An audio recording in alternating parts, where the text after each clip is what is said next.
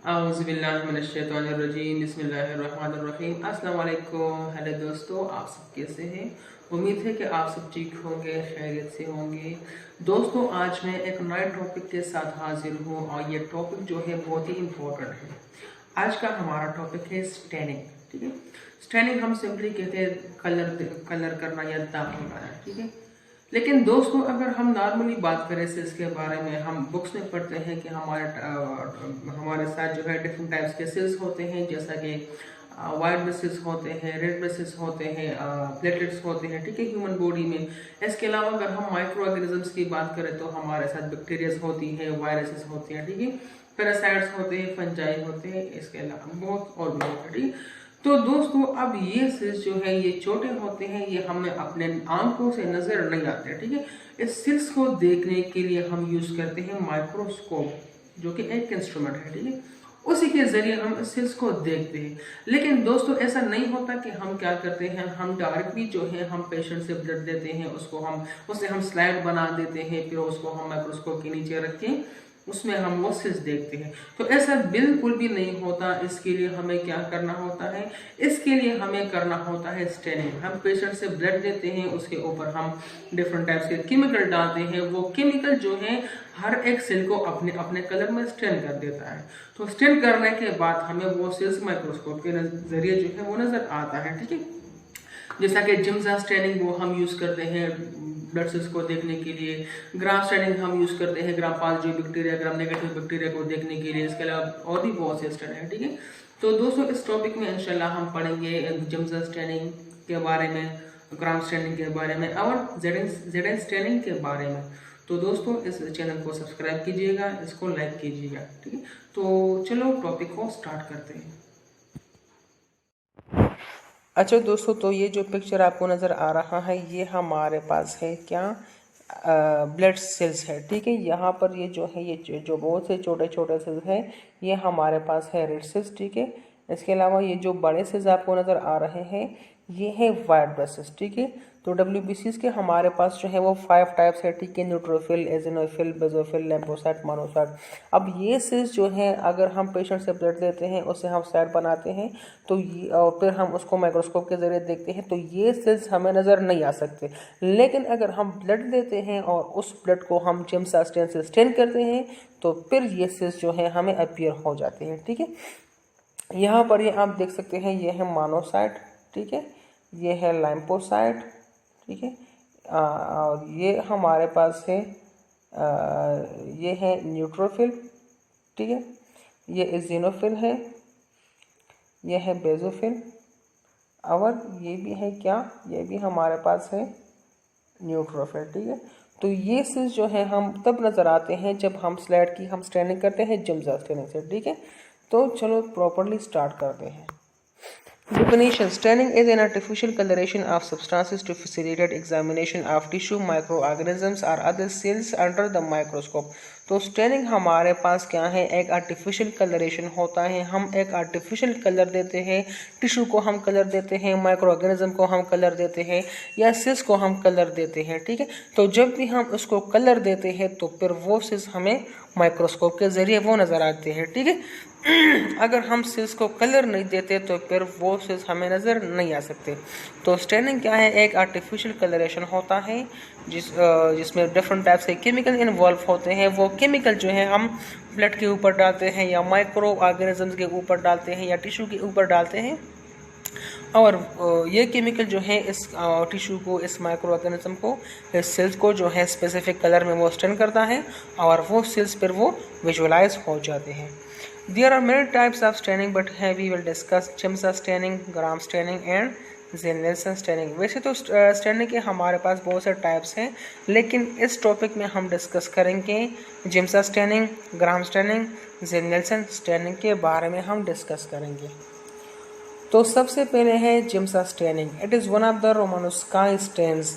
तो Giemsa stain जो है रोमानोस्काई स्टेन में से एक स्टेन है। ठीक है, रोमानोस्काई जो है एक फैमिली है जिसमें जिसमें बहुत टाइप्स के स्टेन्स वो इन्वॉल्व है। ठीक है, जैसा कि जिम्सा स्टेन हो गया, ठीक है, राइड स्टेन हो गया, जिनर स्टेन हो गया। ठीक है, इसके अलावा और भी बहुत से टाइप्स जो है इसमें इन्वॉल्व हैं। अच्छा, these stains the stain cytoplasm is blue and nuclei is red. तो जिम्सा स्टेन जब भी हम सेल के ऊपर डाल देते हैं तो वो सेल्स के साइटोप्लाज्म को ब्लू कलर में स्टेन करता है और न्यूक्लियाई को रेड कलर में ये स्टेन करता है।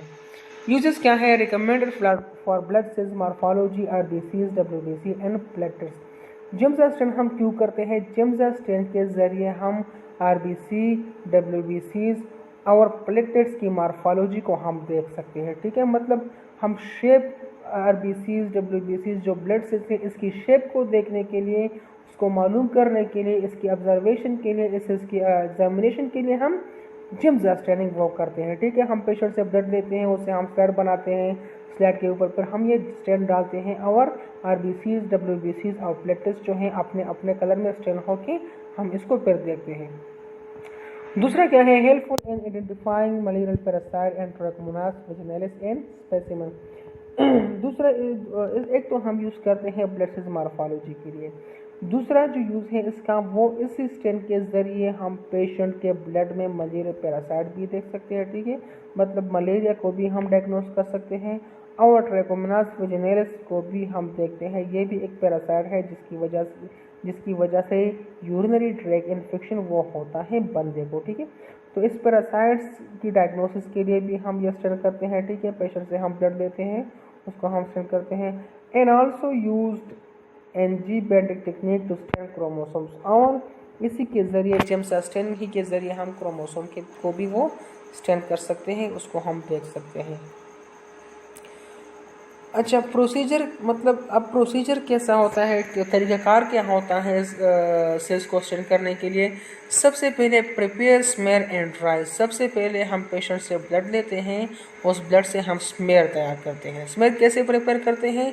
ब्लड से जो है एक ड्रॉप हम साफ स्लैड के ऊपर डालते हैं और स्लैड को हम स्प्रेड करते हैं ताकि इससे एक स्मेयर बन जाए। स्मेयर बनने के बाद हम उस स्मेयर को क्या करते हैं? ड्राई कर देते हैं। ठीक है, ताकि वो ड्राई हो जाए। ड्राई होने के बाद fix in methanol for 3 to 5 minute and dry in air.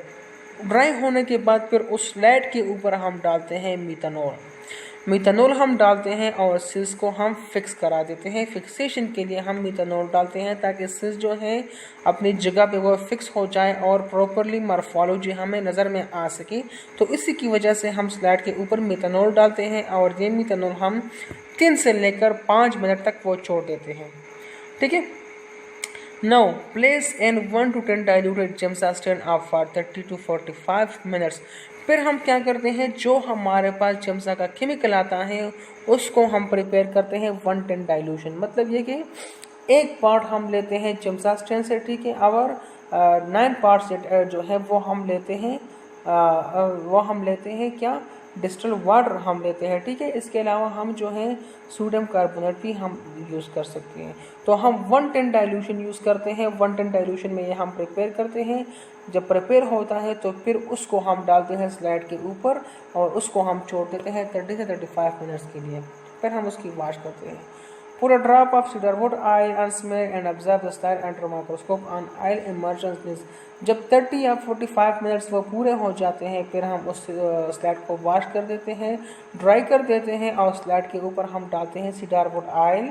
Oil डालने के बाद हम उस स्लैड को माइक्रोस्कोप पे रखते हैं और 100 लेंस पे, जिसको हम ऑयल इमर्जन लेंस भी कहते हैं, उसी के ज़रिए फिर हम सेल्स को वो देख सकते हैं और हम उसको देख जाते हैं। ठीक है,